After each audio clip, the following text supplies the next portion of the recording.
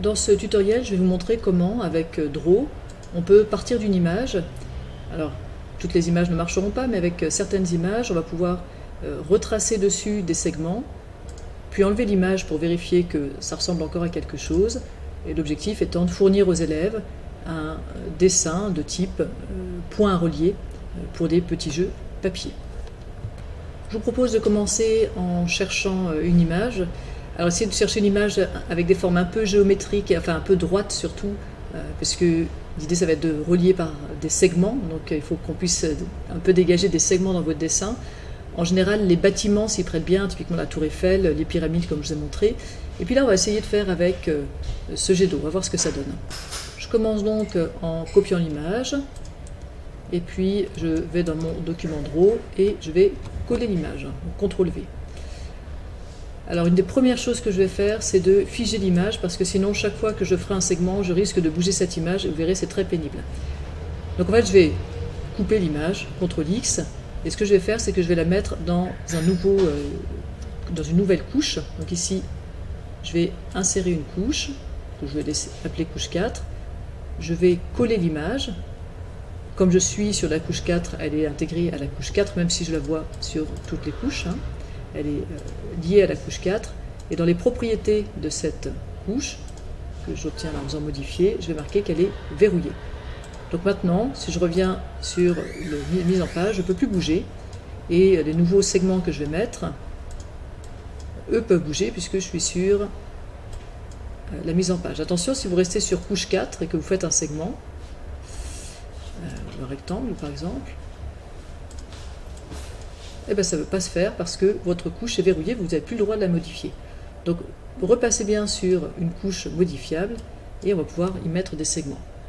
Alors je vais simplement mettre des segments là, mais alors vous voyez qu'on ne les voit pas très bien, donc on va jouer un tout petit peu sur ces segments. On va les mettre par exemple peut-être comme mon image est plutôt sombre, je vais les mettre en blanc, et puis ici je peux jouer sur l'épaisseur du trait. Je vous rappelle que si vous ne voyez pas ça, c'est que peut-être votre panneau latéral à droite est fermé, donc vous cliquez ici sur propriétés. Voilà, j'ai mon premier segment et je vais en mettre comme ça. Alors je peux soit refaire le segment et puis refaire le travail de changer ses propriétés, soit choisir ce segment, CTRL C, CTRL V,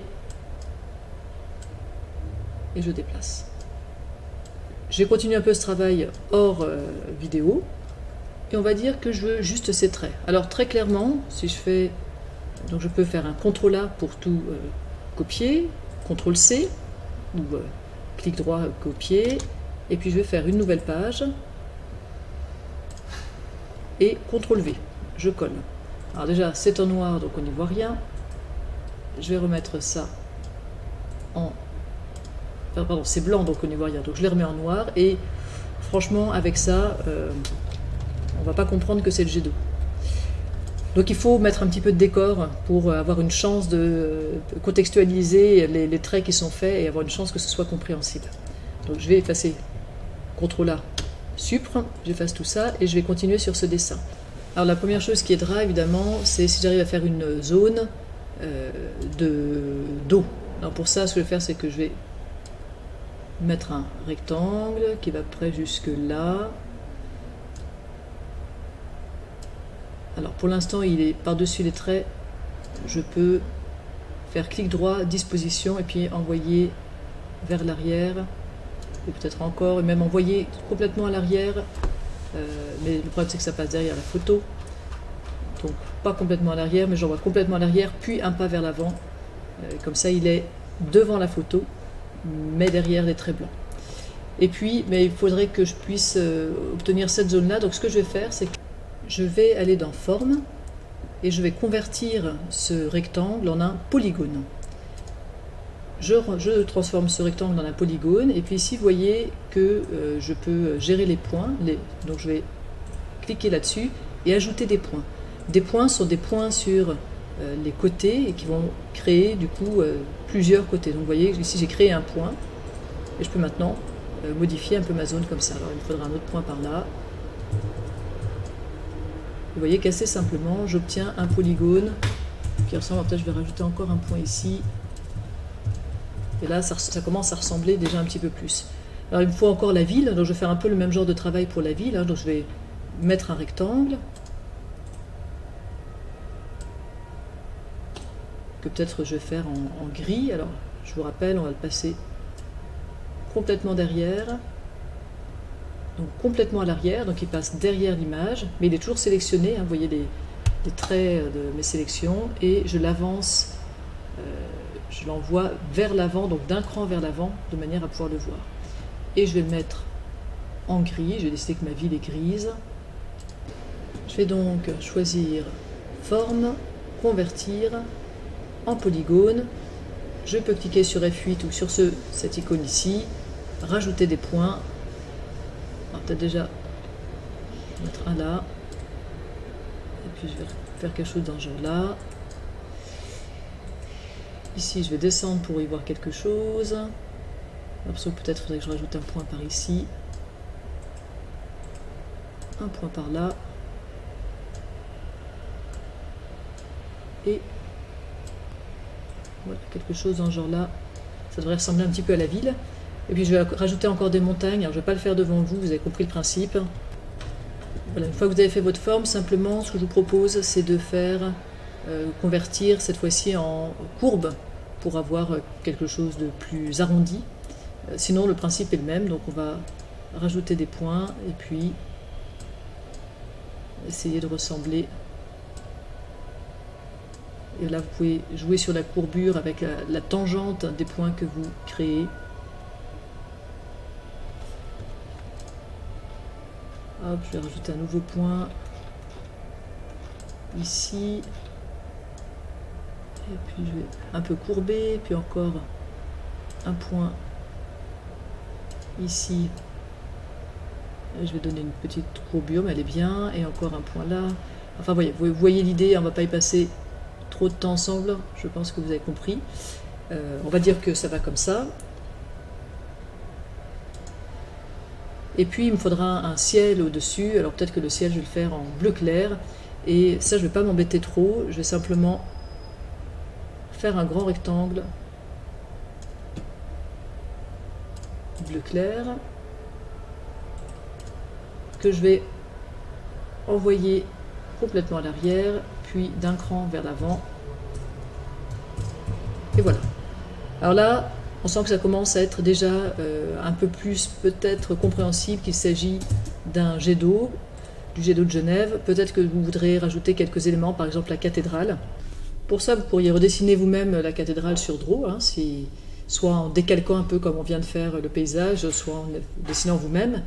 Vous pouvez aussi dessiner à la main et faire une photo. Ou là, je vous propose, on va faire une recherche cathédrale Genève. Et puis, ce qu'on va faire, donc là je suis sur Google Images, mais vous trouverez la même chose sur DuckDuckGo ou autre. Je vais demander un fond transparent. Alors j'essaie de trouver quelque chose qui me plaît. Quand j'ai trouvé une image, et là je vois qu'elle est bien sur fond transparent parce que je vois le damier, je peux l'enregistrer. Et je vais dans mon document, insertion, image, je retrouve l'endroit où je l'ai stocké sur mon ordinateur, et je l'ouvre. Alors là on ne peut pas faire copier-coller simplement, parce que sinon on perd la transparence de l'image quand on fait ce copier-coller. Donc il faut bien passer par cette insertion d'une image qui a été enregistrée sur le disque dur. Voilà, on va imaginer que vous êtes content de votre dessin. On pourrait supposer que ça vous convienne pas trop, mais là pour l'exercice on va s'arrêter là. Et il nous reste à fournir aux élèves le dessin sans les traits mais avec des points. Donc ce qu'on va faire, c'est qu'on va copier tout ce qu'on a là. L'image de fond, si jamais n'est pas copiée à ce moment-là, comme elle est sur une autre couche. Et puis on va mettre des points à toutes les extrémités des segments. Donc pour ça, ce que je vous propose, c'est de faire des zones de texte avec des X. Alors en noir, en blanc, comme vous voulez. Et puis on va donner des noms à ces points. Donc par exemple A, alors on va peut-être mettre A plus grand que le X. Quelque chose comme ça nous permettra d'identifier à la fois l'endroit où il y a le point et puis le nom du point. Donc voilà, par exemple A, CTRL-C, CTRL-V, on va faire un point B ici. Si jamais je peux aussi le mettre en dessous le point. Là, puis on n'hésite pas à déplacer avec les flèches. Je vais faire la même chose pour les autres points. Quand vous avez ajouté vos points, alors n'hésitez pas à ajouter d'autres points, par exemple pour faire figurer un soleil ou quelque chose comme ça. Mais il faut encore retirer les segments. Je vois d'ailleurs qu'il me manque un point ici. Et donc je vais retirer les segments, tout simplement en cliquant dessus, en faisant Sup.